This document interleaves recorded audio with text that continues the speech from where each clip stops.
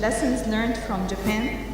The seminar is organized by the Egyptian Environmental Affairs Agency in collaboration with Japan International Cooperation Agency. Our aim out of this event is to share the experience of the coal usage in Japan and other countries, and also learn from the Egyptian side on the situation of energy sector and potential usage of coal. We hope that we would benefit today from the experience of our presenters and also from your active participation and discussion. Towards this, we would appreciate that you kindly maintain a quiet atmosphere during the presentations and that you would keep your mobile phones silent, please. Please note that we have a simultaneous translation in Arabic and English, so kindly make sure you have the translation device in case you need it. We are indeed privileged today to have Engineer Ahmed Abu Saud Ahmed, the Chief Executive Officer of the Egyptian Environmental Affairs Agency, and Mr. Hideki Matsunaga, the Chief Representative of Jaica Egypt office, to inaugurate our event. So let me start by inviting Engineer Ahmed Abu Saud to the podium for his welcome address. Thank you. طبعا يعني بيشرفني ان انا اكون معاكم النهارده في اللقاء ده الهام اللي هو كلين كول يوسج والدروس المستفاده من التجربه اليابانيه في استخدام الفحم في انتاج الطاقه.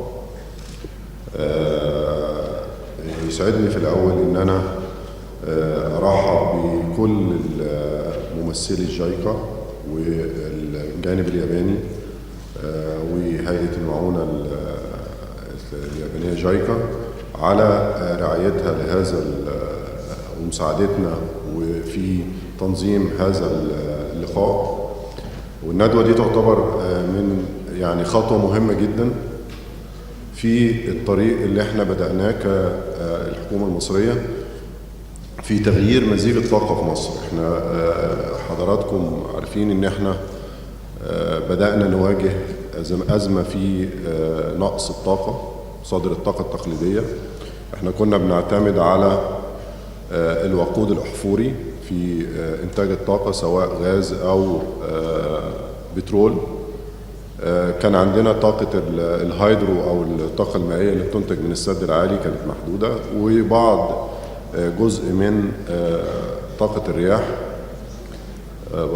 ولكن في السنوات الأخيرة بدأنا نحس بشورتج في إنتاج الطاقة نتيجة نقص هذه الموارد.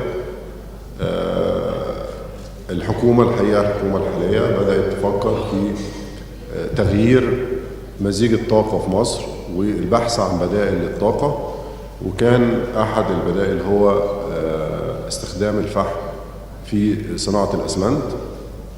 وزارة البيئة بدأت تدرس الآثار البيئية المترتبة على استخدام الفحم في صناعة الأسمنت، وصدر قرار السيد رئيس الوزراء باستخدام الفحم في صناعة الأسمنت طبقا للمعايير الأوروبية.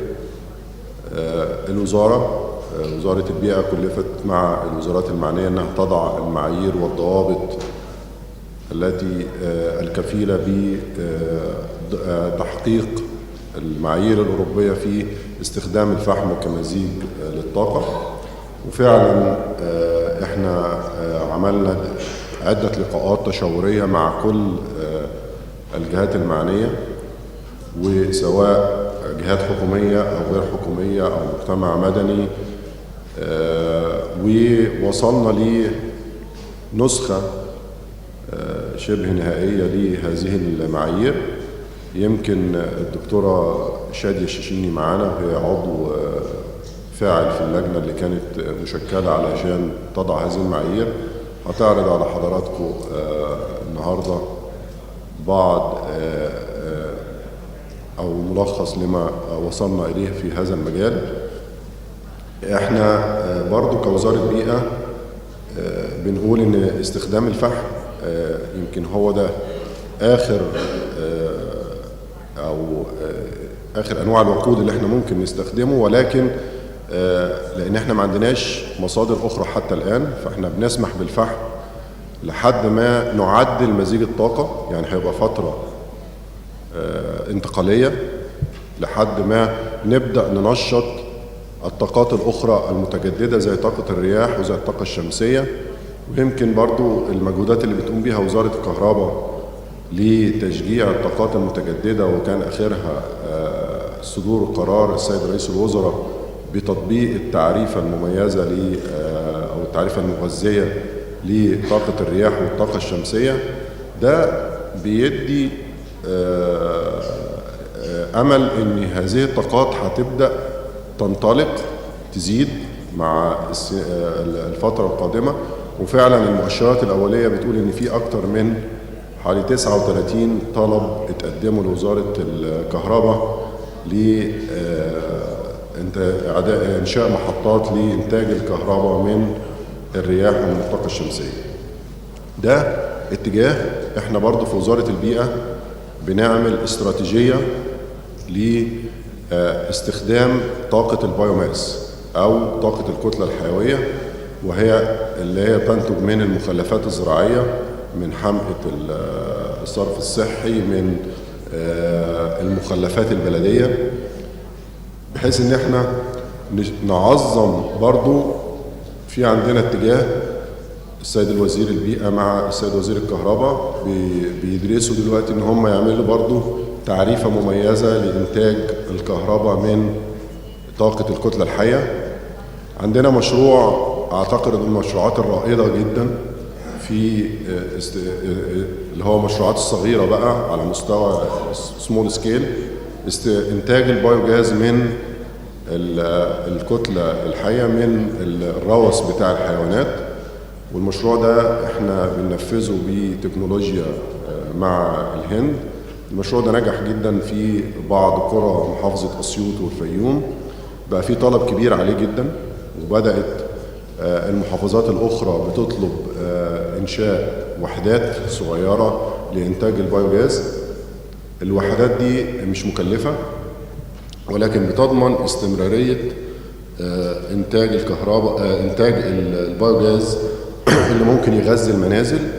يعني كل بيت فيه 4 رؤوس ماشية ممكن يوفر أنبوبتين بوتاجاز شهريا لو عمل هذه الوحدة لإنتاج البايوجاز. ففي إقبال على هذا المشروع. دي كلها مشروعات في اتجاه إن احنا نغير زي ما بقول مزيج الطاقة في مصر علشان نسد العجز اللي موجود حاليا في مصادر الطاقة. وزي ما قلت الفحم كان أحد هذه المصادر. وعلى فكرة برضو وزارة الكهرباء مع وزارة البترول بيعملوا سياسة جديدة لاستخدام الطاقة في مصر، تتضمن مزيج الطاقة في مصر، واتحطت سيناريوهات حتى 2030.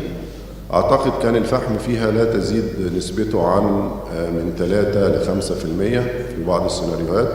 وده بيؤكد أن الفحم مش هو اللي هيبقى الدوميننت في الفترة القادمة، هو استخدامه هيبقى محكوم. احنا حتى الآن الفحم هيستخدم في صناعة الأسمنت. بندرس مع وزارة الكهرباء كيفية استخدامه في صناعة في إنتاج الطاقة الكهرباء. النهاردة الندوة دي بتتم علشان نتعرف على التجربة اليابانية في استخدام الفحم في إنتاج الكهرباء. ومن المعروف أن التكنولوجيا اليابانية هي أعلى التكنولوجيات الموجودة في العالم في إنتاج الكهرباء من الفحم. فاحنا عايزين نتعرف على هذه التجربة، نشوف ايه التكنولوجيات اللي هم اخذوها، ايه الامباكتس او ايه التأثيرات اللي ممكن تنتج عن استخدام الفحم، وكيف هم لافوا هذه التأثيرات، وايه الميتيجيشن ميجرز او الاجراءات الوقائية اللي هم اخذوها. واحنا قاعدين دلوقتي مع حضراتكم في مجموعة من وزارة البيئة في ألمانيا بتتعرف على التجربة الألمانية اللي بتتم هناك بقيادة دكتور عطوة حسين رئيس قطاع الإدارة البيئية، ومع حوالي 6 من الوزارة، علشان يعرفوا برضو النظام المتبع في ألمانيا لاستخدام الفحم كوقود. بنشوف المنظومة كلها من أول النقل، عملية النقل، التداول، التخزين، الحرق، الانبعاثات اللي طالعة، بحيث ان احنا بنشوف كل المنظومة علشان نطور النظام اللي عندنا، حتى نظام التفتيش، نظام الإجراءات اللي بتتم على الرصد لهذه الصناعة هيتم تطويره علشان يتواكب مع زي ما قال قرار رئيس الوزراء ان هو يتواكب مع المعايير الأوروبية.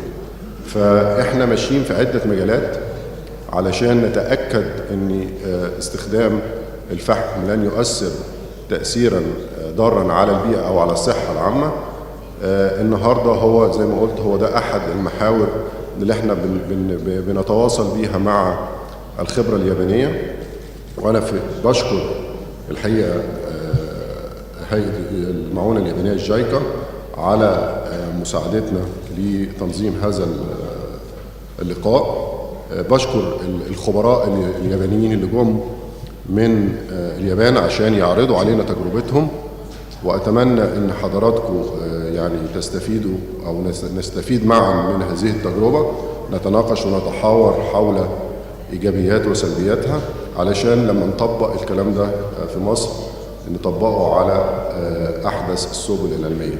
وفي النهاية أنا بشكر حضراتكم جميعا على أنكم خصصتوا الوقت عشان تيجوا تحضروا معانا هذه الندوة، وأرجو أن احنا نتواصل في المناقشات والحوارات ونستمع وندير حوار هادئ حول هذه التكنولوجيات المطبقة حاليا، بحيث أن احنا نستفيد ونطلع بتوصيات ومقترحات نقدر نقدمها لمتخذ القرار لتطبيقها في هذا المجال. أشكر حضراتكم كلكم وأتمنى لكم يوم جيد ومثمر إن شاء الله. شكرا. CEO of Egyptian Environment Affairs Agency. Excellency Ambassadors, distinguished guests, ladies and gentlemen. My name is Hideki Matsunaga. I'm a Chief Representative of JICA Egypt office. It is a great honor for JICA to organize today's seminar about clean coal usage along with WEWA and the Ministry of Environment and many other ministries. As all of us know, the usage of coal has been one of the critical issues in Egypt for some time. That is why we have so many participants from various Egyptian ministries and public agencies. Also, I would like to thank for all participants from private sectors, private companies, and donors, and so on. We have been approached by the Egyptian government to share our knowledge on coal technology, especially clean coal technology. That is why we are organizing this seminar.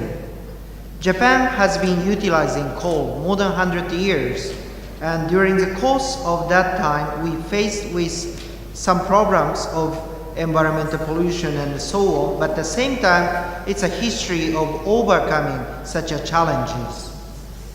Environmental protection is one of JICA's basic policy, while we are providing assistance to our partner countries for its inclusive growth. In that connection, in Egypt, JICA has been providing assistance in the environmental sector in various aspects. For example, one is through the technical cooperation to WEWA from 2005 to 2008 to enhance its capacity to deal with regional environmental issues. The other is through YENLO. There is a project called so-called Environment Pollution Abatement Project, which is a co-finance with World Bank and AFD and some other partners. Through this project, we try to reduce emission from the industrial sector in particular. Also, we have been engaged in many renewable energy development. For example, Zafarana or Climate already completed, and now Galfeld 8 is a project under implementation, and we are talking with the Ministry of Electricity for various other renewable energy projects as well. In this seminar, we would like to share our knowledge on the coal technology, which is advancing day by day. For that sake, today, we have invited experts from Japan Coal Energy Center, so-called JCOAL. JCOAL is an organization who has been active inside and outside of Japan in order to achieve stable energy supply and at the same time to protect the environment through reduction of emission. I'd like to thank JCOAL experts coming all over from Japan. My thanks also extends to all our Egyptian presenters who have kindly agreed to share your own knowledge, experience, and issues. We sincerely hope today's seminar will be of some use for the Egyptian government to consider its usage of coal as one of options for energy development in order to achieve the best mix. I expect vocal and active participation from the audience as well. Thank you very much. Like India, China, and also in other developing countries, including Egypt. Also, we have seen the change of the coal chain triggered by dynamics of the international coal market, global commercialization of high-efficiency coal power plant, CCS, carbon capture and storage, CCS development, and shale gas development, etc., all of which affect the overall world energy situation. There is no doubt that those potential growing economies with its own resources will enhance its position as one of the main players in this sphere. In the meantime, it is, I suppose, our shared understanding that pursuing optimal energy mix is one of the keys to enhance the growth to be more sustainable and equitable. Coal as abundant, accessible, and affordable coal resources is a crucial option for an emerging economy like Egypt. Now, let me touch briefly on our own experience. If we look at Japan's historical experience in developing its clean and environmental technologies, including CCT, clean coal technology, we come to notice that we had some particular turning points with major challenges like environmental pollutions in 1960s. When our country went through a steady and fast growth path, as your country do now, followed by the two-time oil crisis in 1970s, as well as the global warming issues that came up to the international agenda in early 1990 and have been continuing up to now. Those currently available clean technology, including CCTs, have been developed and established through concerted efforts and collaboration between the government, the private sector, and academic research institutions, as well as us Japanese people themselves, based on the spirit that we have to protect and conserve our environment if we wish to have sustainable growth. Having said that coal is an excellent energy source as it is accessible and affordable, we have to admit that it should not be utilized without any standard environmental measures. Please don't say, what a bother. Since one of our most valuable findings through aforementioned experiences of ours is that trying to be environmentally compliant in energy, electricity production or utilization means making it more efficient. And making it more efficient means you gain more and you lose less, as you can produce the same amount with less fuel. In summary, economy, efficiency, and the environment are intertwined each other, and we Japanese call it 3 E's: economy, efficiency, and environment, which is also applicable to coal utilization, including coal-fired power generation. Today's seminar is the beginning of our exchanges toward the future. I sincerely hope this event will be fruitful. Thank you very much.